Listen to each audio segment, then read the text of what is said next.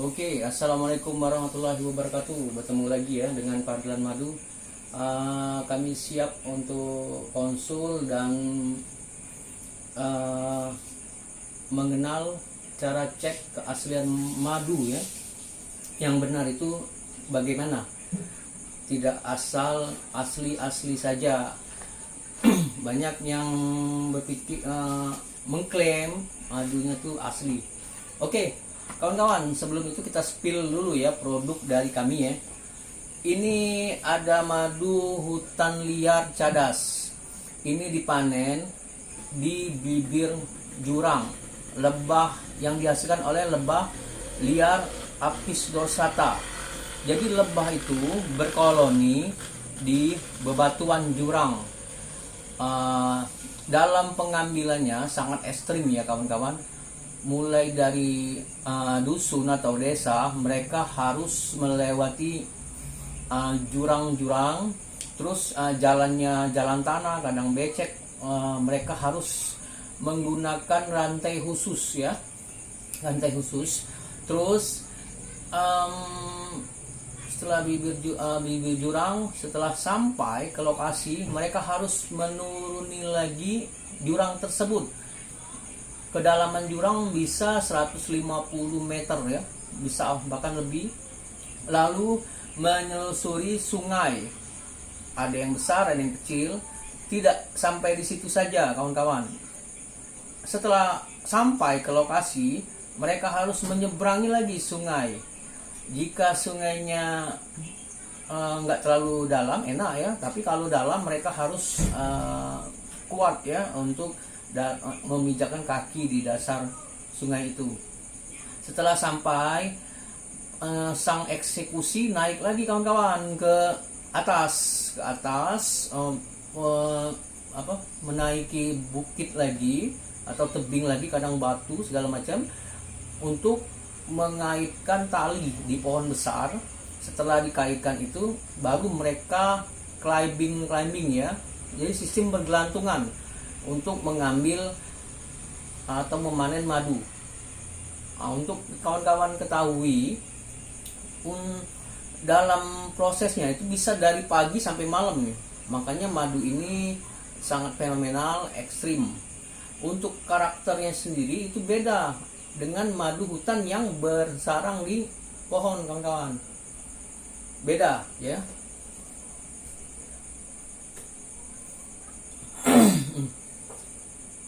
Kita ngopi dulu.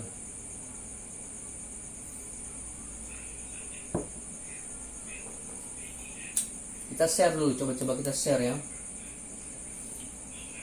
Kita share.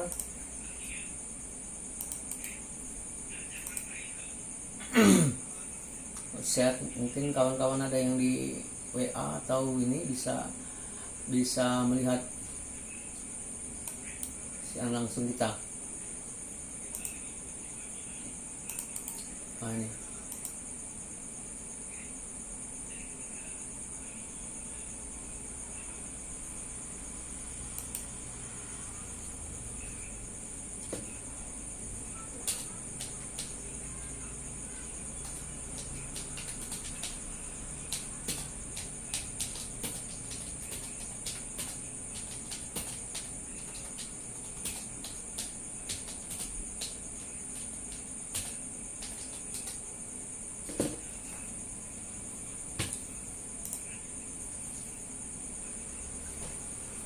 Oke, kembali lagi ya.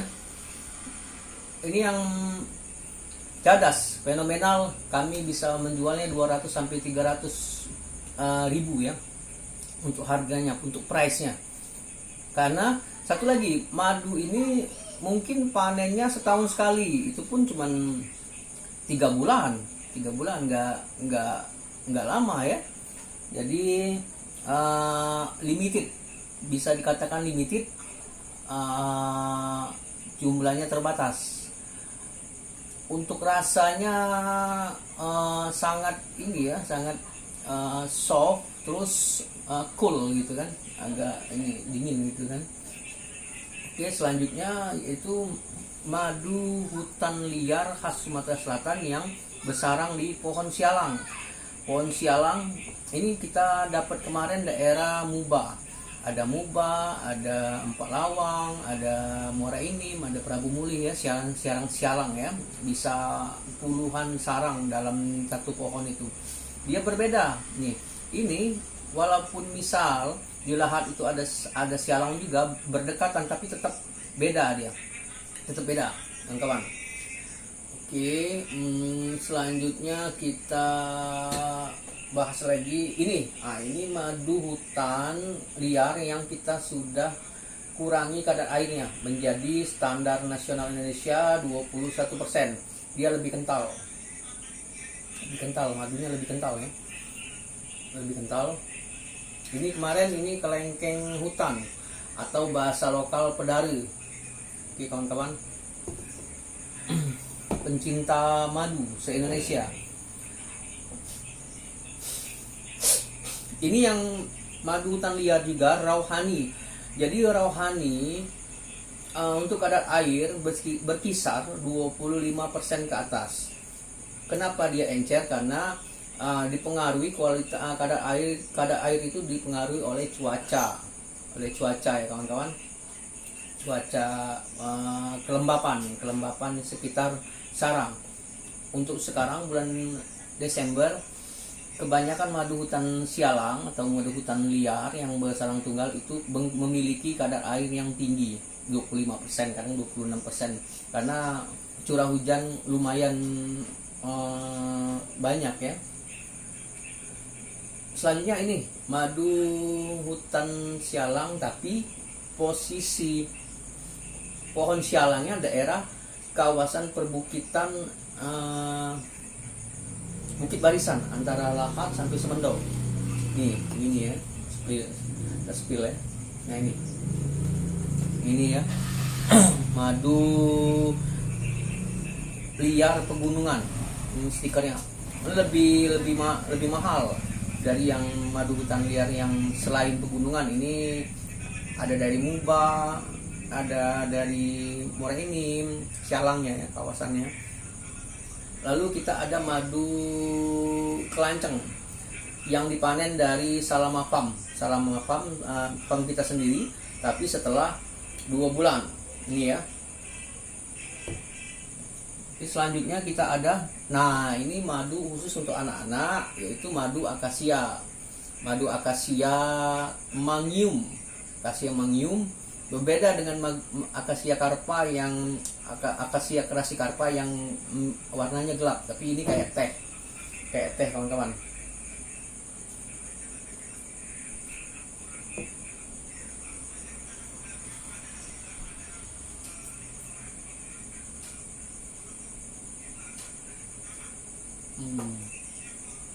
Kita sambil memantau layar ya.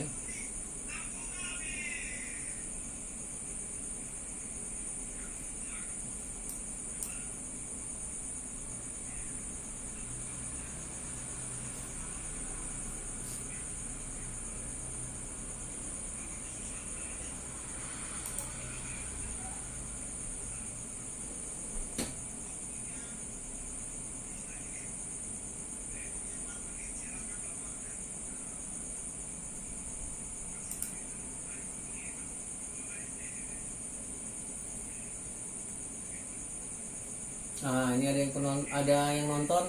Oke, selamat bergabung. Boleh tahu ini siapa nih? Sambutan dulu ya. Sambut datang. Sorry, ini kita baru belajar ya. Shopee Live kita baru belajar. Selamat kita ketik ya.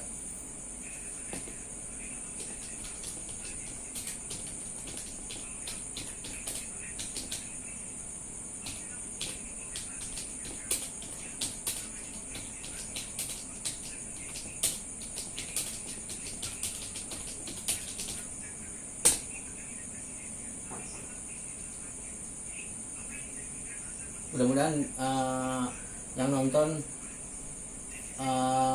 jawab ya, mungkin kenal.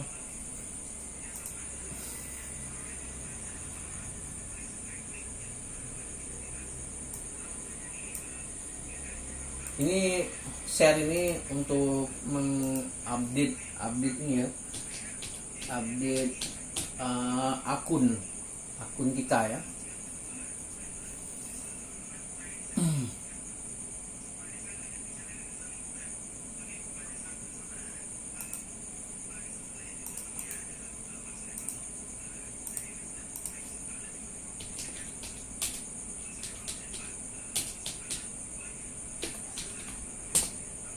Oke.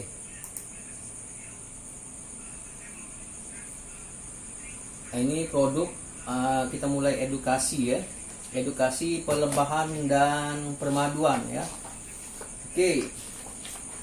Sebelum kita memasuki ciri-ciri madu yang asli itu, kita harus mengetahui dulu jenis-jenis madu berdasarkan lebah yang menghasilkan.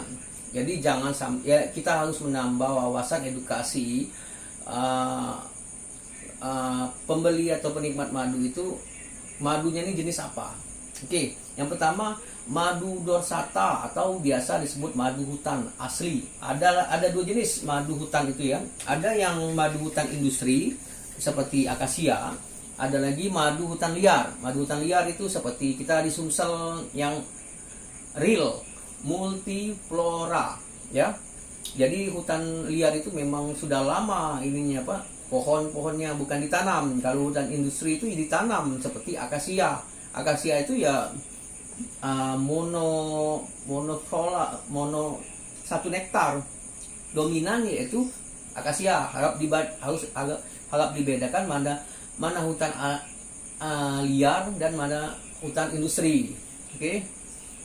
Banyak kan seller itu mengklaim madu hutan, tapi ya madu hutan akasia, kadang madu mellifera diklaim jadi madu hutan.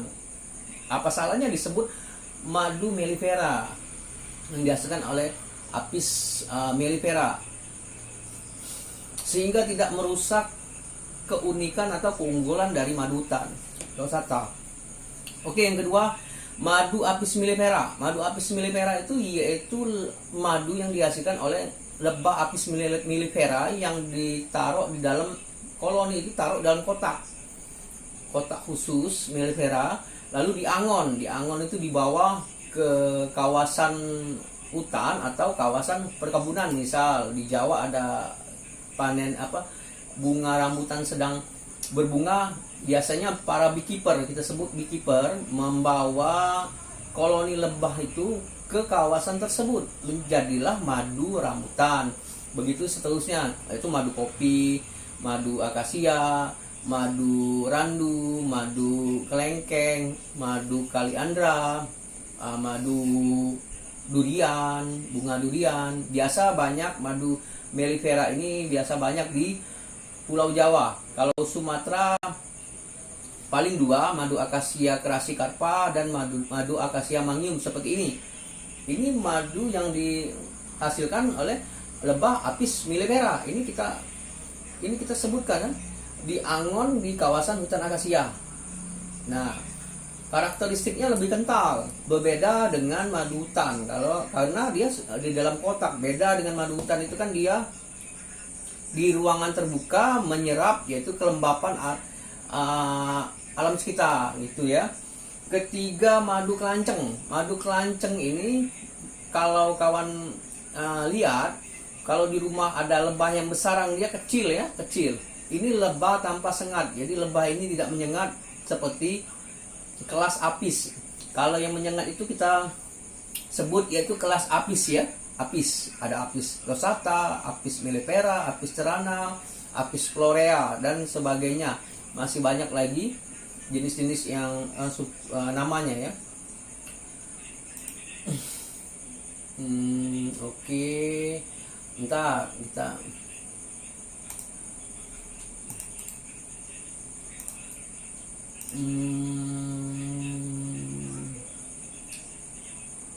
share dulu, share link Facebook. Kita coba buka Facebook dulu ya. Kita buka Facebook, kita coba share link like kita biar banyak yang mengetahui ya. Edukasi ini penting. karena banyak yang konsentrasi membeli madu itu hanya di harga murah segala macam. Nah, wajib kita mengetahui apa yang dijual oleh seller ya. Ini Facebook. Oke, kita buat postingan dulu. Ini kita sambil di layar komputer PC ya. Oke, mudah-mudahan bisa meng-up siaran kita ya. Oke, keempat, madu apis serana, lebah kampung. Jadi madu apis serana ini dihasilkan kalau ibu-ibu atau para kaum hawa biasa kalau ke pasar, kalau melihat ada jualan mamang-mamang ya, jualan gula batok atau ini ya, itu ada lebah yang sering menghampiri. Nah, itulah apis cerana atau kita sebut lebah kampung. Lebahnya itu tidak terlalu agresif seperti apis dorsata, lebah liar. Mereka sangat familiar di sekitar kita, friendly ya. Mereka sering berkoloni di atap rumah, di uang rumah-rumah yang tinggal, pondok, ada juga di dalam pohon mereka bersarang. Nah, karakteristik madunya tuh dia lebih kental dari madu hutan, lebih madu hutan, tapi dia rasanya enak banget, kental seperti melipera, tapi dia ada rasa tersendiri. Ya itulah makanya setiap madu hutan, madu melipera, madu cerana, madu kelancang itu mempunyai karakteristik rasa, aroma, dan terlebih lagi khasiat yang berbeda-beda dan khusus. Kadang ada khusus, ada segala macam ya, sesuai dengan positioning produk yang kita tawarkan kepada konsumen. Misal apis mellifera ini kita menitik beratkan kepada untuk anak-anak atau pengganti gula suatu ngopi gitu, ngeteh. Ini nih bagus nih. Kalau untuk stamina, untuk menjaga kesehatan segala macam, kita sarankan madu hutan. Madu cadas ini untuk khasiat tersendiri, misal sering ngantuk, berkendaraan segala macam, karena kadar glukosa pada madu cadas ini tinggi. Akibatnya madunya sering mudah sekali mengkristal ya kawan-kawan. Nah, itu kita bahas tentang mitos madu. Ini kita lihat lagi. Oke. Ini ada yang dua nih, dua nonton ya.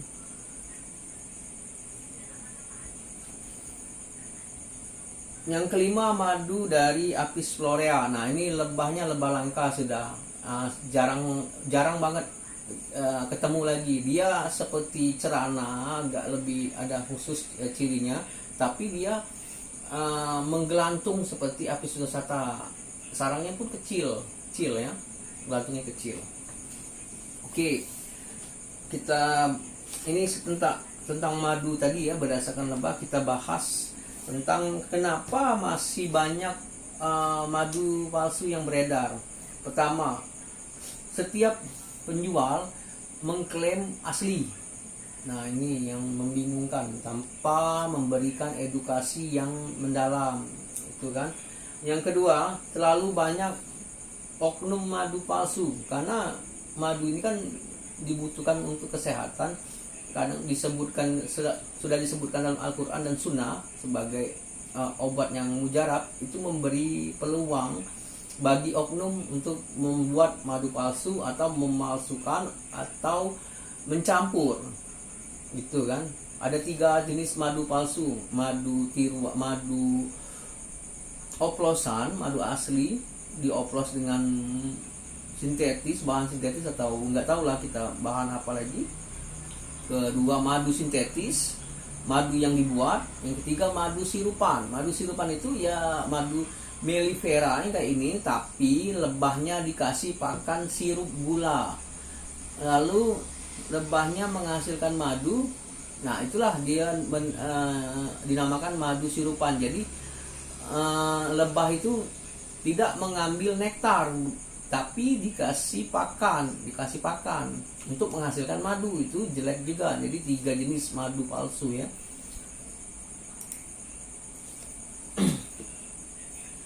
Ketiga, kurangnya edukasi.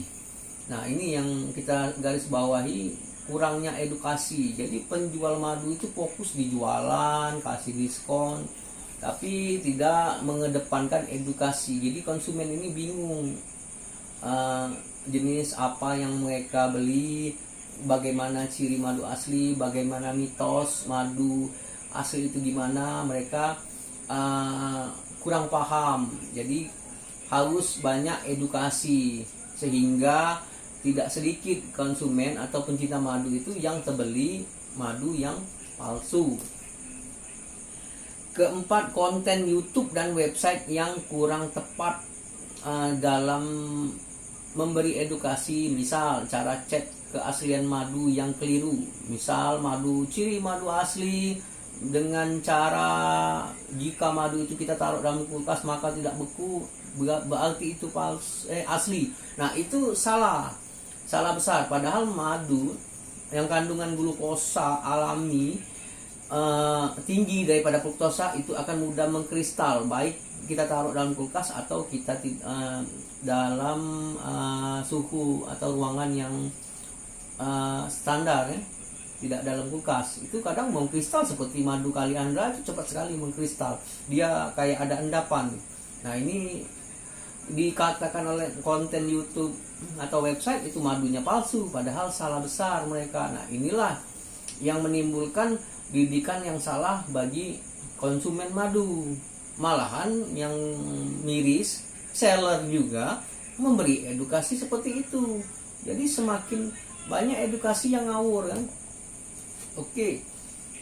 Terus problem yang selanjutnya, penjual dan pembeli atau mencari madu itu fokus di harga yang termurah, sehingga memberi ruang bagi oknum untuk menawarkan harga yang murah. Padahal madu yang asli itu lumayan harganya, apalagi madu hutan liar. Kita pakai logika saja ya, untuk akomodasi mereka membutuhkan budget berapa tuh, belum makan minum mereka di hutan, belum rokok, belum peralatan, pelengkapan. Nah, terakhir resiko dalam pemanenan madu itu. Apalagi kalau sialang, kadang mereka nggak mematuhi SOP. Misal dipakai tali di sini di pundak tali, biar kalau jatuh masih ada tali yang menahan mereka tidak langsung jatuh ke tanah. Nah, mereka kadang risih pakai itu. Nah, itu memberi risiko, malahan kematian. Pernah ada kejadian di Muara ini, ada yang mati jatuh dari pohon sialang. Nah, itu kan risiko. Kayaknya mustahil madu hutan 1 kilo 50.000, itu kan aneh, ya kan? Nah, aneh. Sedangkan kita lihat sendiri kebutuhan sehari-hari sudah semakin meningkat. Belum mereka berbagi ke tim, belum ngasih ke owner sialang, berbagi kan, belum risiko penyusutan segala macam. Oke, yang selanjutnya, nah, ustadz, banyak penjual madu yaitu ustadz ya. Ustadz itu ahli agama, belum tentu ahli madu. Nah, gitu. Jadi kadang konsumen mempercayai ustadz gak mungkin bohong. Itu kurang tepat juga. Kadang ya ustadz mereka hanya menjual, tidak ada yang tidak memahami madu, dan ada tidak yang mau mendalami cara cek keaslian madu kan. Asal jual, cari yang murah, jual cepat. Melihat sosok ustadz ya, ustadz nggak akan bohong. Nah, itu menyebabkan tersebarnya madu palsu juga. Jadi ustadz itu ahli agama, belum tentu ahli madu, kecuali ustadz itu mempelajari juga atau mendalami cara cek keaslian madu. Itu kita bisa kasih apresiasi, dan kita bisa lihat cara edukasinya kepada konsumen. Oke, kita beralih ke ini catatan saya sendiri ya, mitos madu. Nah, mitos kita ini aja nih ya. Cara mengetahui madu yang asli itu bagaimana? Pertama, tidak lengket, ada kesan licin. Jadi kalau madu itu kita taruh di jari ini, ada kesan licinnya ya, licin. Tidak ada serat-serat gula segala macam, itu ada kesan licinnya. Kedua, hasil tes labor hanya menampilkan kandungan. Ingat ya kawan-kawan, hasil tes labor itu hanya menampilkan kandungan dari madu. Tidak 100% menjamin keaslian. Nah, ini sering juga dipakai oleh para oknum ya. Demi meyakinkan keaslian madu itu mereka menampilkan tes labor. Belum tentu itu madunya asli ya. Ketiga, rasa, aroma, warna tergantung vegetasi dan alam tempat lebah berkoloni. Misal, ini madu hutan liar daerah kawasan Muara Enim ya, dengan kawasan Empat Lawang, itu berbeda. Ini kenapa ya live-nya?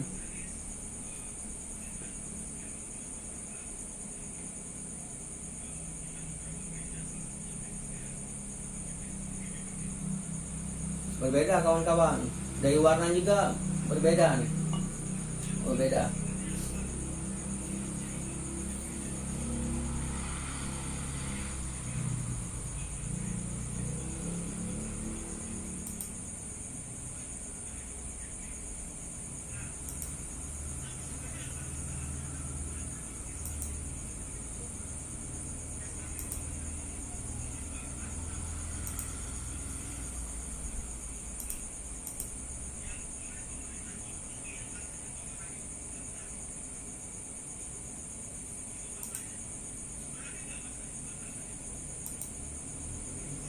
Internet kita ya, masalah nih.